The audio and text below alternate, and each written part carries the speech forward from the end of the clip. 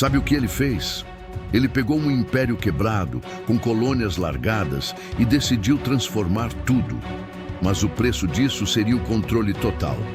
Em 1578, não nascia só uma nova fase do Brasil.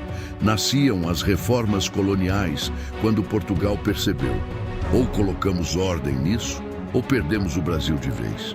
E o plano deu certo, mas custou caro. Quando se fala em reformas coloniais, parece burocracia, leis, impostos, papéis, mas o que aconteceu a partir de 1578 foi uma virada de jogo. Portugal estava à beira do colapso. O rei Dom Sebastião morreu jovem, sem herdeiro, numa guerra absurda no norte da África. O trono ficou vazio, o império sem rumo. O caos abriu caminho para a União Ibérica, quando o rei da Espanha também virou rei de Portugal. Mas antes disso, o Brasil já sentia os ventos da mudança. Até ali, o Brasil era um projeto inacabado. As capitanias hereditárias tinham sido um desastre parcial. O governo geral centralizou o poder, mas ainda faltava estrutura e direção. E a tentativa dos dois governos gerais, entre 1572 e 1578, foi um fiasco. 2 líderes, 2 políticas e 0 unidade. Então, em 1578, o rei decidiu: basta. Reunificou o governo e começou uma nova era. O Brasil deixava de ser uma experiência e virava prioridade. Nasciam as reformas coloniais, para reconstruir o império e salvar o Brasil. O foco era simples: recuperar o controle político, econômico e militar.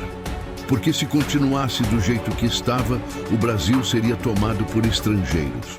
O novo governador, Lourenço da Veiga, chega com uma missão clara: organizar, fortificar, fiscalizar. Mais autoridade, menos autonomia local. Nada seria feito sem o aval da coroa. As reformas começaram pela administração, centralização total e envio de homens de confiança do rei. Depois vieram as medidas econômicas, controle fiscal, monopólios e novos impostos. Tudo que o Brasil produzisse teria que passar por Lisboa.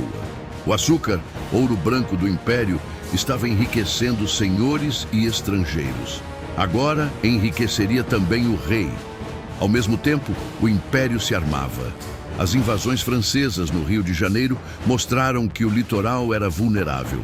Surgiram fortes de pedra, guarnições fixas e vigilância nos portos. Era o nascimento do Brasil fortificado e, junto com a espada, veio a cruz. A Igreja Católica virou parceira do Estado. Os jesuítas catequizavam indígenas, educavam, mas também controlavam. A fé virou ferramenta de poder. Nem todos aceitaram isso. A elite local, senhores de engenho, grandes proprietários, odiava a interferência da coroa. Queriam autonomia e agora estavam cercados por leis e cobradores de imposto. Esse conflito entre Lisboa e o Brasil seria a semente das revoltas futuras. Mesmo assim, as reformas funcionaram. O império se reorganizou. Criaram-se câmaras, ouvidorias e tribunais. O Brasil, pela primeira vez, ganhava uma estrutura de Estado, ainda colonial, mas sólida. Mas o destino ainda tinha uma reviravolta guardada. Em 1580, morre o rei Dom Henrique, último herdeiro da dinastia. E o trono português vai parar nas mãos do rei Filipe II da Espanha. Nasce a União Ibérica e o Brasil passa, de certo modo, a ser espanhol. Portugal e Espanha, inimigos históricos, agora eram um só império. E o Brasil, uma peça estratégica do tabuleiro global. Curiosamente, isso não parou as reformas, acelerou. Com a guerra contra a Inglaterra, França e Holanda, o açúcar brasileiro virou vital.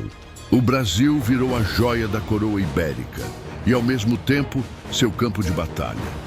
Vieram os ataques estrangeiros, as invasões holandesas, os conflitos no Nordeste. Foi uma era de riqueza e de guerra. Mas o legado foi duradouro. As reformas criaram uma estrutura estável e lucrativa, mas também mais desigual. O tráfico de escravos cresceu, o trabalho indígena foi explorado e a elite local prosperou. O Brasil florescia para alguns, enquanto outros eram esmagados. O que foi sucesso para Portugal foi tragédia para quem vivia aqui. Mesmo assim, é inegável. A partir de 1578, o Brasil virou prioridade. As cidades cresceram, os portos ganharam importância e o território começou a ter identidade. Essas reformas foram o alicerce do sistema colonial que duraria até o século XIX. Portugal, movido pelo medo de perder tudo, construiu uma máquina poderosa e, sem querer, criou as bases do Brasil moderno. Porque às vezes o controle nasce do medo. E o medo, quando vira ação, muda a história. Quer saber o que aconteceu depois que essas reformas amadureceram e a União Ibérica acabou?